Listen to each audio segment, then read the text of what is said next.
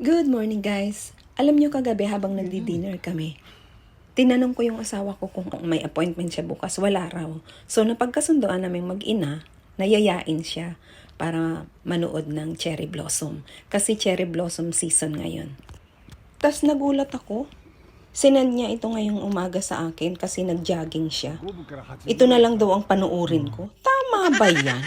Huwag na raw kaming mamasyal. どこの桜見れたって一緒やってんね。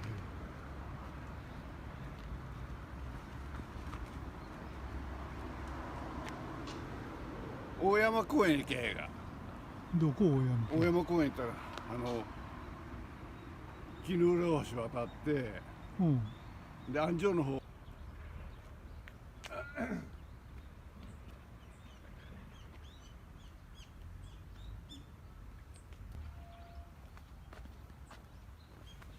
Sa bagay, walking distance lang ito mula sa aming bahay. At napakaganda naman talaga guys. May point naman siya. Kaya lang, kaming mag-ina, alam mo yun, gusto namang mag-unwind. Hindi yung naandito na lang lagi sa bahay.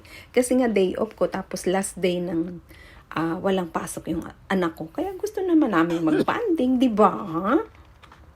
Kaya gusto rin namin makita yung, ito madali lang namin puntahan eh. Kasi nga malapit. Pero masarap pumunta sa iba, di ba?